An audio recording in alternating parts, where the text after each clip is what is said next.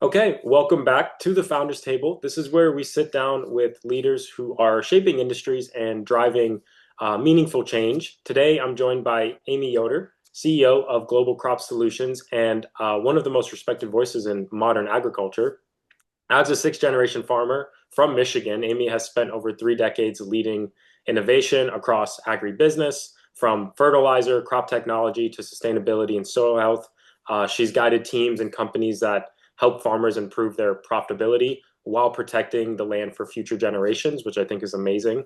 So, Amy, I'm excited to dive into your story and talk about how you've balanced profitability, sustainability, and purpose in an industry that literally feeds the world. So I'm excited to get started. You grew up as a sixth generation farmer. As one of my first questions, I'm curious, how did that upbringing shape your leadership perspective in agriculture? It actually shaped it quite a bit, and I would say that who really drove it would have been my dad, right? I mean, it was his farm, and then his father, my grandfather, was his farm before him, and things that you talk about a couple principles. One is just the agriculture, but then also caring about the land. So, for example, my dad, we put in different grassed waterways, we put in wildlife habitat, but we all did this while being able to maximize production, right? Because we were thinking about what's good for the land. You do crop rotations, different things like that to be able to enhance your profitability, but also it's good for the land to be able to have it for more generations other than just the ours, right? Right. From that perspective. The other piece is really from a leadership standpoint. If you think about it, these farms are small businesses, family-owned businesses. Sure. And so there was a lot that was learned in terms of you had to get things done. There's things you can't procrastinate on. If we needed to plant and it was only going to be dry during this certain time frame, we planted. So that didn't mean if we were up till 1 or 2 in the morning to get the crop in the ground, we got the crop in the ground because you didn't have another chance to be able to do that. Right. And so those help me kind of really understand when I move forward, focus, being able to align projects in terms of priority, right? So that you could, and that's really helped me be able to drive different businesses. So those are just different skills that have been brought from where I grew up into to what I do now. Awesome. And so, I mean, was there a moment that I guess you decided where you wanted to really um, move into leadership and like innovation across the agriculture industry? And so it kind of I kind of fell into it more than I chose it. That's probably would be the best way to describe it, That's right? that's So that's I feel like that's how it typically goes.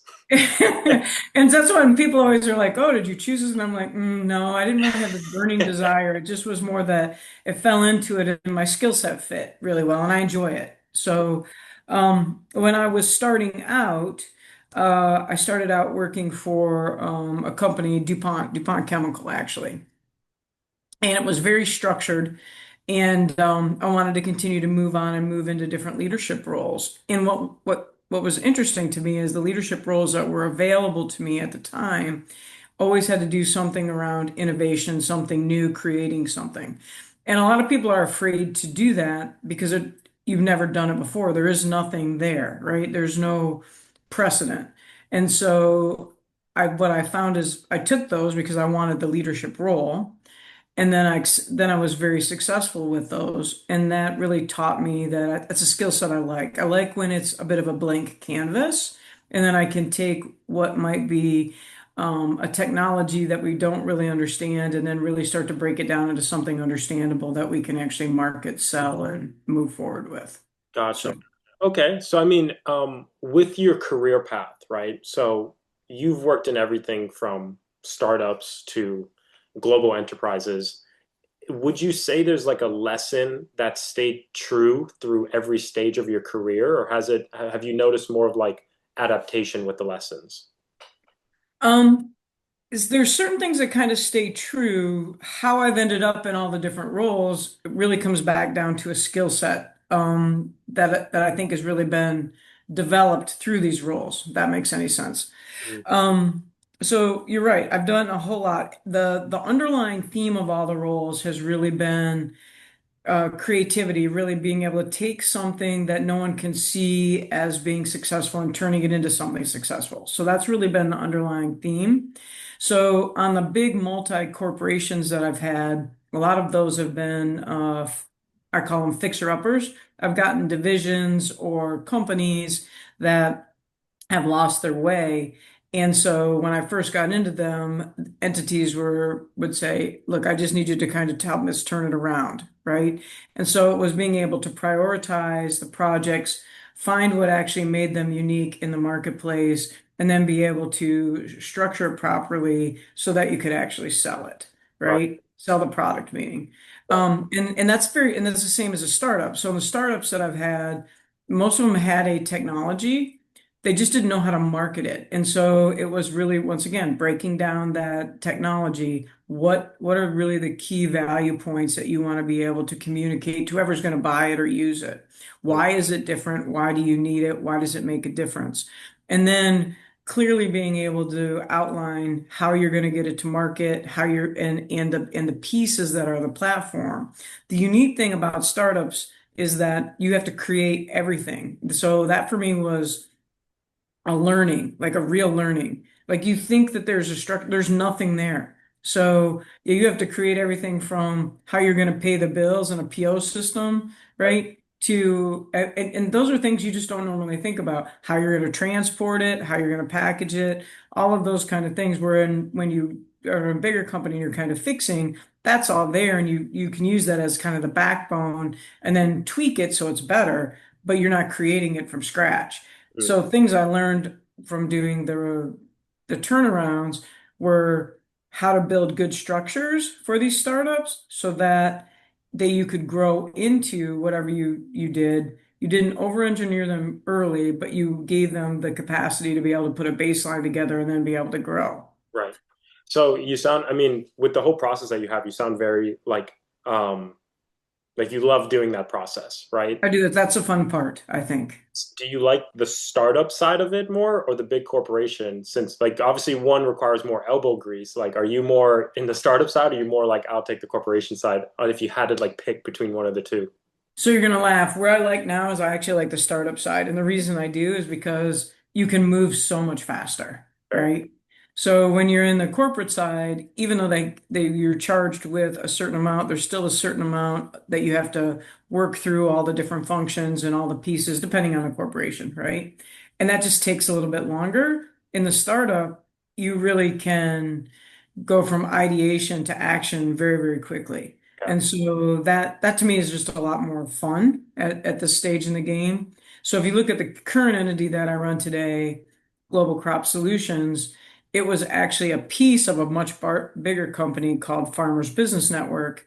And so there's like a base infrastructure, but that was it. There wasn't much else. And so this one has really been a really nice mix of the two. There was enough there, but I don't have all these functions that I have to interact with. We can make decisions, we can move really quickly. Gotcha. Yeah, I can see how that's very it's just very nice. We work so for example, I work we have a company called VSL Hire. We modernize a lot of today's hiring processes because it's very outdated. We integrate like AI for applicant sorting and whatnot. But one of the biggest things we see because we work with a lot of corporate companies is like the slowness of how It's things slow. Yeah. and it's like you have all these departments, but things still take a while, and it's just how it operates. Where, if, like for us on our end, like we're a good sized company, but it's like we can still get ideas in and out quickly. Like, okay, if something needs to Mhm. be done, cool, let's just get it done. As Yeah, exactly. forward. Yep, exactly. Um, Very similar. it's so funny that you say that because I feel like anybody looking on the outside who maybe is not in the business world or corporate world would assume, well, corporate has so many teams and departments, they must operate at a faster pace. And it's just funny how it's not always the case. No, not necessarily. And actually, like I said, that for me is, and it's not necessarily bad. You just have so many different people. You have to make sure every stakeholder has got the Mhm. right information for their piece. I just like the smaller where you could move much quicker. Right. So I mean, going into like agriculture and innovation, right? So you've led teams driving sustainability, profitability hand in hand. How do you define success when balancing those two goals? I mean, ultimately, when we're thinking about those, I have to think about the end user, right? And if you think about it from an ag perspective, we actually have two, right? So you have the farmer who's actually going to utilize whatever technology or tool that you have to be able to grow his crop. But you also have to have you also have the consumer, right? Because the consumer is going to be buying the food that's going to be grown, right? So that's how when new technology is launched, people think about it. They're thinking about it. How is it going to be able to help one? And then what is the perception going to be of the consumer on the other side? And so those are the things that you have to actually really balance. And from an innovative standpoint, when I think about sustainability, for me, it's fairly common sense because, like I said before, you don't want to be destroying what you're going to be leave. I mean, you've got to use it year in and year out. And so, from a farmland perspective, there is no more land, right? You can't go out and go find or go build some more land. So you want to make sure that what you're utilizing can be utilized year in, year out. The other thing that's very unique about agriculture is if you think about someone like my dad who farmed for, let's say he took over the farm when he's 30 and he retired when he's 65, so 35 years. What you end up with is you have 35 decisions that you can make. That's it, right? Because you only make one cropping decision a year. So if you think about in your business or even in our business, if something's not going right, you can pivot pretty quickly, but you can't do that in ag. So people will say, well, they're really conservative or they're a little bit backwards. But when you really discover that their livelihood is built on a decision, whatever decision they make impacts their livelihood and they can't change it in the middle of the year, you Right. start to understand. And so that's where you start thinking you intertwine the technology along with the sustainability and then the decision making. And then you kind of put that together and that's how your value propositions are made. That is such an interesting perspective. Very true, obviously, but it's something that I don't think obviously most people Yeah, know. you wouldn't think about it. Agreed. Thing in that aspect is yeah, because especially today, day and age, I mean, like you said, we can adapt quickly if we need to. Yeah. But on that aspect, like 35 years, 35 decisions is a very it really hits you in the chest. But 35 because it's not a lot of decisions to make. No, it's not. It's not. And I mean, that's what I said. The decisions they make are big decisions because if it has a negative impact, they feel it and you can't do anything about it. You can't pivot quick. And I feel like it makes that next decision you have to make during the next season even harder because now you have more stuff you have to pile on top. Exactly. Exactly. For you, I'm curious, what's like an innovation in agriculture that you think doesn't get enough attention right now, but personally you think potentially might shape the industry over the next decade? I think AI is going to make a huge impact, right? And the reason is there's so much data. So similar to what we just talked about. So when a farmer like my dad is going and harvesting corn, for example, and they sit in those big combines. I think people have seen them. I Mhm. bet most people don't know that they're all run on GPS, right? They all run on satellite. So, and then inside each of them is a cab, and then they're collecting data on the yield of the crop, what the moisture is of the crop, and moisture determines how you can store it, if you have to dry it or not. They're determining what's going in the soil, right, from a nutrient perspective. So, do they need to add anything? And so, the hardest part is really able to take all that information to be able to utilize decisions. So it's almost you've got good information, but it's information overload. So to me, I think one of the interesting pieces would be really starting to utilize AI to be able to learn that so that it could then compare that data with all the data that's across the country or within a region that's similar and then be able to really give guidance to a farmer. What that allows them to do then is they can actually farm more land with less people, right? And so, and then if you think about that, if I get a little Elon Musky here, then you know what I mean? Meaning you start that's one of the hardest, one of the biggest drawbacks is labor. And Sure. if you could get the robotics to be able to do that, some of that farming based off the AI and the information, then you don't necessarily need all the labor, right? Right. So I think that those will be innovations in the future that I can see real come up really quickly. And then to be honest, you pushed into my next question here, which was, with the push for sustainable farming practices. I was going to ask how you see technology, and in this case, AI, helping bridge that gap between environmental goals and operational realities. But you kind of answered it really, unless you have anything to add on to that. No, but I mean, so if you think about it this way, so like with nutrients and water, right? Everybody always thinks, oh, farmers just fertilize, over fertilize, and they don't really. It's expensive, right? So you want to make sure you get the right amount. But if you have AI that can tell you, hey, I need 10 pounds of nitrogen here because this is what the soil is, this is what the crop is depleted from the soil. But over here, I don't need to have that much. Right. That's going to even be more sustainable because then you're only putting the right amount of like something like nutrition in that the crop really needs. And that will help from a cost perspective for the farmer in terms of efficiency, but Right. also from a sustainability aspect as well. And is there anyone doing this right now, or any companies that are trying to innovate that currently, or do you notice that's like, There's actually a number of startups that are really starting to link some of those pieces together. There's a small company called I think it's called Solin Tech, SOLINTEC. It was actually started in Brazil, and it really started because in Brazil the acres are almost 4 times as big as here, crazy? right? And so they can't manage, it's hard for them to manage all the equipment. And so they were using it to be able to track equipment management, but then they really started to escalate it into a little bit more than that since then. Right. So but there's a number of them. That's amazing. And I'm sure within the next decade, we're going to see like a couple of them that will obviously be the top of the food chain as far as like mastering that specific niche. Um, I'd love to go into so global crop solutions, kind of getting more into like leadership and workforce, team building. You guys have such a broad reach from sourcing to sustainability. What does your team look like today? How do you structure leadership across, I guess, so many moving parts? So the team today is we have a team in China, I have a team in India, I have a team in Mexico, and that's where most of our suppliers are. So that team is is all based there so that they can work with all the different suppliers and the manufacturers that we work with. And then I have a team in the US and Canada, and we're all over. So I have people from Saskatoon in Canada to Toronto to Chicago.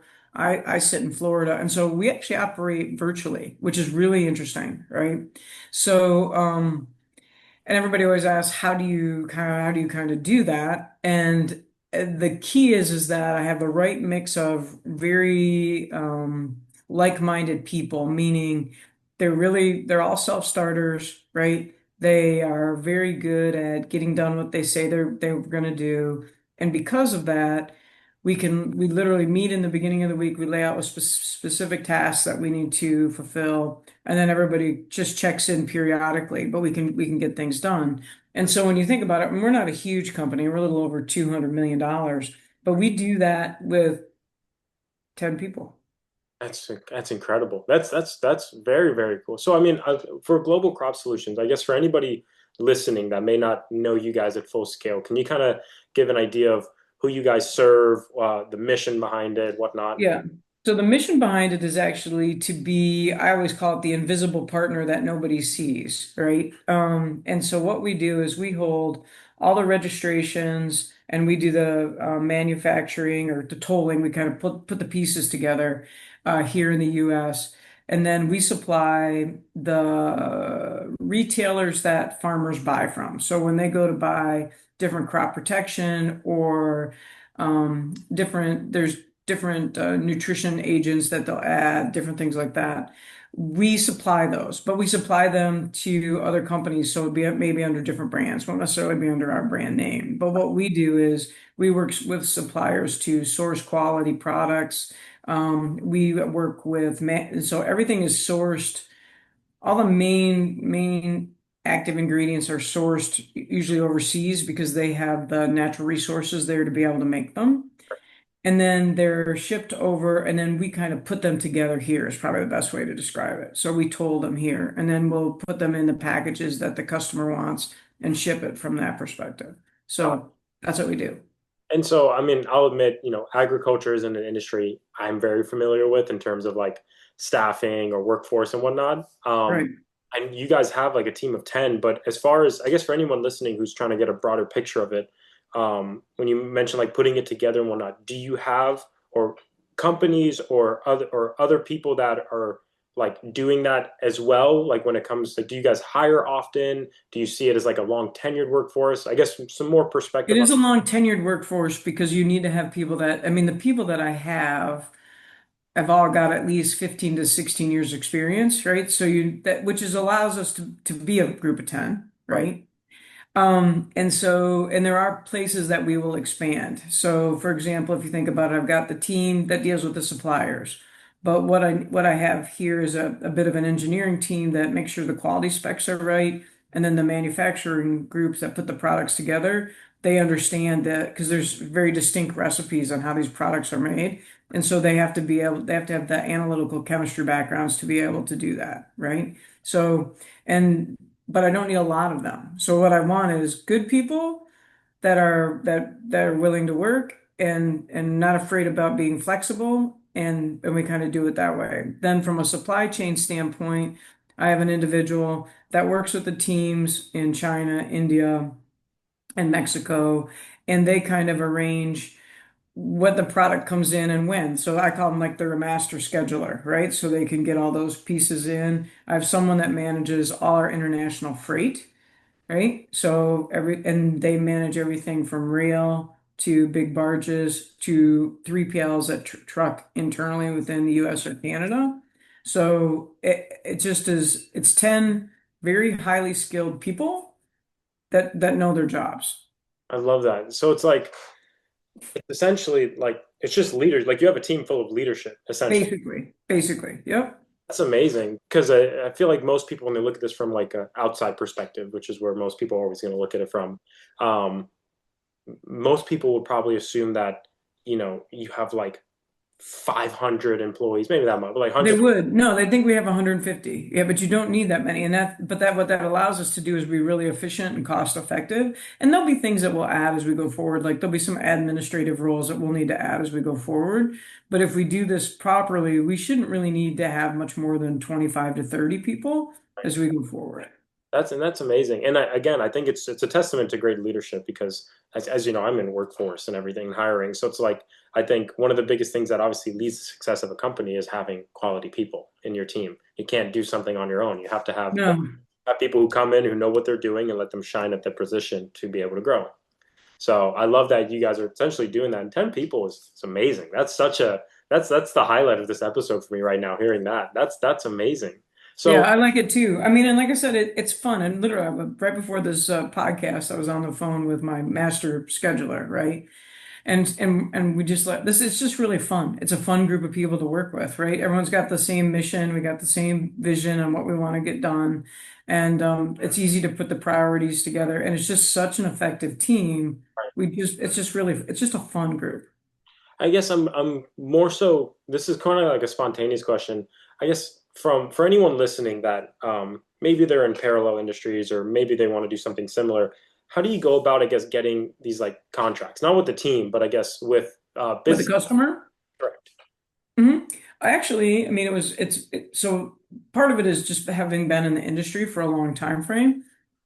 So I mean, our industry, like any industry, is big and small, meaning it's very huge, but if you've been in it and you've done a good job, your reputation precedes you. So when we were getting these registrations, the assets that we have are actually incredibly unique. So we have what we call registrations. So that's meaning we went through all the testing and we've done all the qualifications that both the US and Canada require before we can sell these products here. Okay.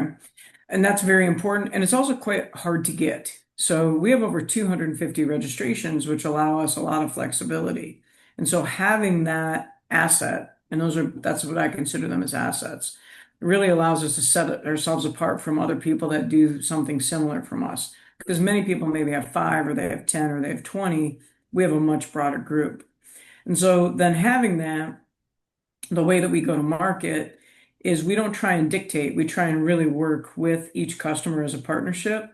And so, and a lot of these people that are selling to farmers, they use these products in different ways, meaning some of them it's the main thing they use. Sometimes they may be bundling it together under their brand name and they have a different price value, for those kind of things. And so I don't think it's my job to try and dictate to them what they do in the marketplace.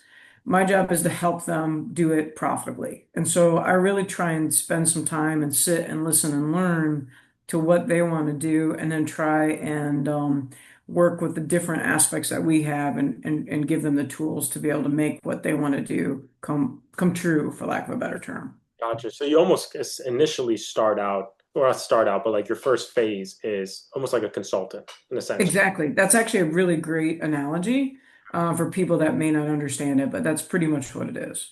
And then do you find yourself, as far as profitability, I feel like that goes into, obviously financials, P&Ls and whatnot. Do you go into more so like, okay, well, helping you reach this profitability with XYZ, you might also have to look at being like, okay, well, where are you overspending money as well? Actually, we do exactly that, right? So if someone wants to add, we had a conversation last week with a customer, and they want to add a new brand, and they want to maybe put it together, right? So they want to do the manufacturing, which is fine. We'll work with them if they want to do that. So things that we talked to them about, because they've not really done that before, is I'm like, you need to understand when you go do this, there's a certain amount of technical that you need to acquire, right? You can't just buy this. So you've got to be prepared to be able to sell the entire output. Otherwise, you're going to tie up your working capital, Right. right? And so those are things, that sound really good on paper. Then you could see them kind of second guessing. And I said, look, those are things you just need to understand on the front end. There's not a good or a bad way. It's just you want to make sure you understand it so that you don't end up getting caught, right? Having, $10 million of working capital tied up that you might have wanted to use for something else. Makes sense. Makes sense. So going into business growth and strategy. So I mean, Global Crop Solutions is known for helping farmers reach both the financial and environmental goals. What's your long-term vision for scaling that kind of dual impact vision or mission? So our long-term vision is actually to expand outside of just the US and Canada. It's really to be able to look at some of different countries. We have one of the partners that we're working with is acquiring a business in South Africa, so they wanted to know if we could partner with them there, and we can. They're also looking at some areas to expand in Brazil. So we want to be able to do that from that standpoint as well. So if we could bring this globally to be able to help others that are very similar to what we do here in the North America, that's really what we want to do.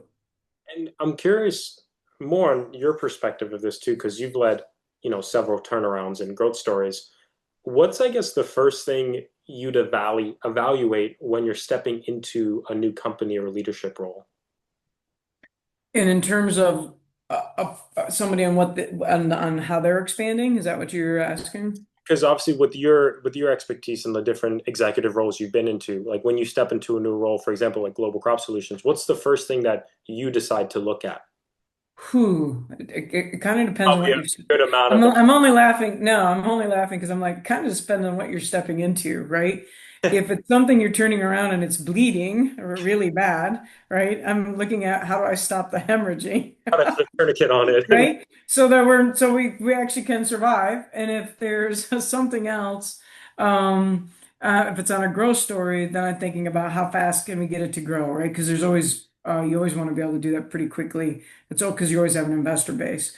Let me see if I can ask a good answer. So, on a business that I just finished cleaning up not too long ago, they were spending money like I'm just going to call it spending money like it was going out of style, right? And they hadn't really thought about they thought they were being successful, but what they were really doing is they had never looked at what they were doing in detail to be able to break down what was actually making them money and what wasn't, right? And so we got some good financial analysis in there, and we're able to look at the product lines that they were selling, what the margins were on those product lines, and I also call the effort that was required to sell those product lines. Okay. And then the working capital required, like how long did I have to buy it in advance, how before I could actually sell it, from there in the cycles. And what they thought they were making money on, they actually were not, Hmm. right? And so what we did then is we basically streamlined and eliminated some of those product lines, focused them on a more succinct product mix. And then from a structure standpoint, we looked at what do we need to actually support this structure, Right. right? These product lines, right? What are we actually trying to accomplish? Because that's very important. What are we actually trying to deliver to the farmer? And so we made those changes structurally, and then there we were able to turn it around so it wasn't losing money. And then from there we could develop a growth plan, right? But you can't do a growth plan if I'm bleeding because it doesn't, all you're doing is Wait. running and you're still bleeding, right? So eventually you're not going to survive.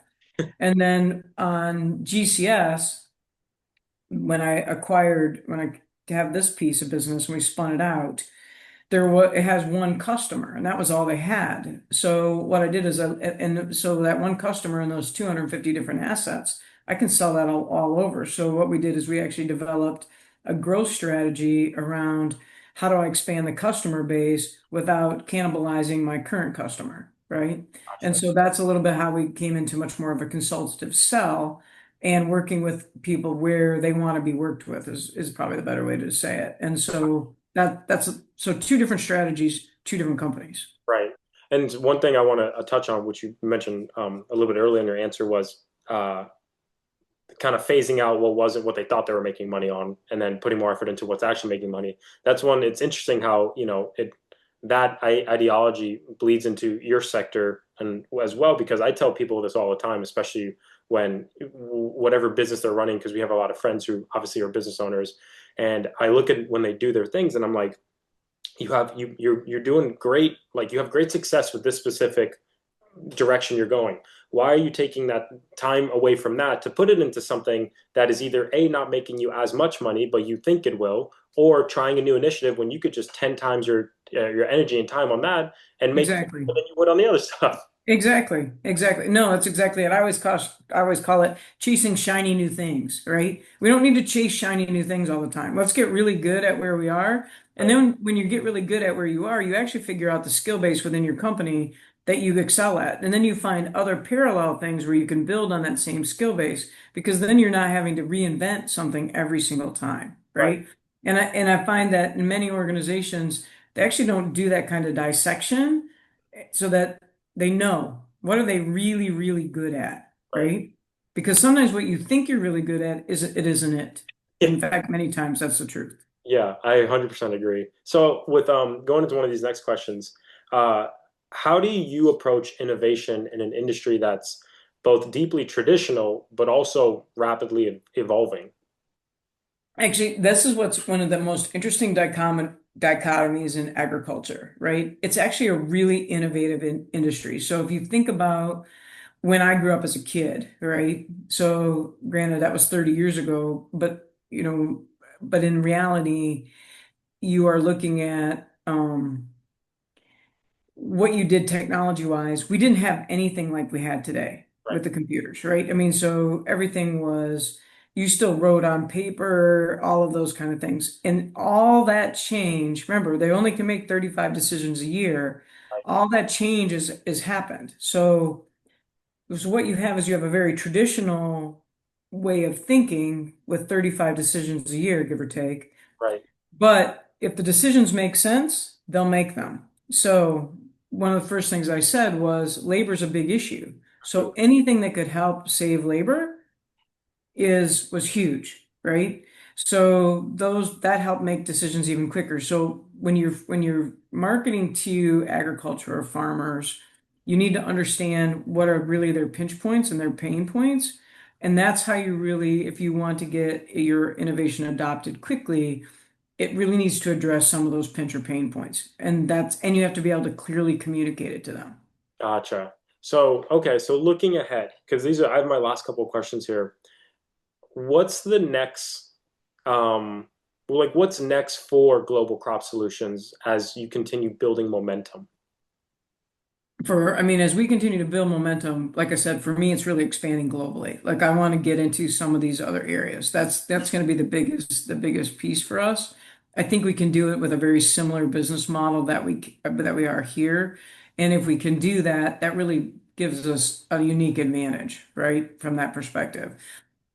In order to do that, the biggest challenge that I see is really understanding the regulatory of each country because everything is different.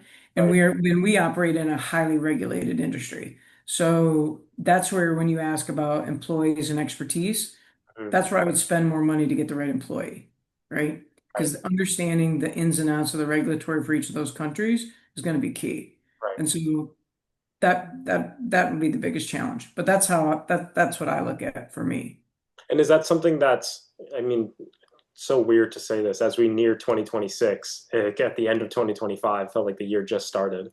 Um, is that something that is immediate on your plate for 2026, or are we talking like a few years? Like this is a process for the next few years? I think if everything continues to go the way that it started, um, I'm probably sitting a year from now looking at expansion in at least one other geographic country. Okay. That's very exciting. So yeah, I mean things are really start. I mean it's fun to talk about GCS because it's just rocking and rolling right now. It's really fun. That's awesome. And so the last question here, finally, like as when you reflect on your journey, what's, I guess, the legacy you hope to leave in the industry and for the next generation of agricultural leaders?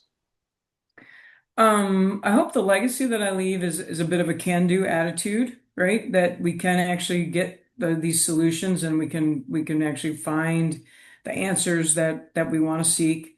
I also the legacy I want to leave is straightforward and honest. I think there's a lack of that sometimes, and so I like straightforward honesty and transparency. I'm kind of big into those. Those are a little bit of my MOs. And then I also think that because I truly believe it, is that I do think it's common sense that you need to think about whatever you bring and the impacts that it's going to have to the planet as a whole. And that for me is very important. And I just don't see that ever changing.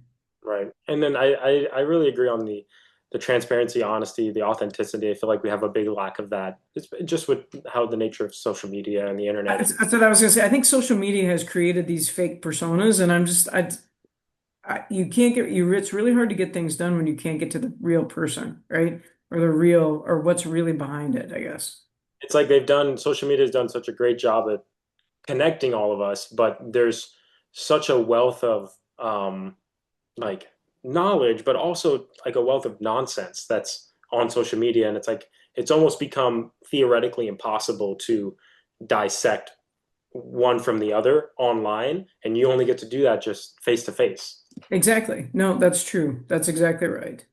So, well, this has been an incredible podcast. Amy, I would love to ask, I mean, if you want, I can include your LinkedIn down below if anyone wants to reach out or send you a message or kind of. Sure. I was going to say you can feel free to include my LinkedIn. I'd be more than happy to visit with people. They can message me. That my LinkedIn is my real LinkedIn, meaning I don't have somebody that does it for me. So it's okay. Same. So that's funny. And for anyone listening to, this is how Amy and I actually got connected. I reached out on LinkedIn to see if she'd love to join the podcast. So she definitely, it is her on there. She's definitely answering and responding to Yeah. people. Amy, again, thank you so much for the incredible conversation. Thank you for sharing your insights and experiences. For everyone listening, please make sure to go check out Global Crop Solutions to see how Amy and her team are helping farmers across North America and eventually worldwide as well. Um, Yep. Thank you again, Amy. For everyone listening, feel free to subscribe, and we'll see you on the next episode of The Founders Table.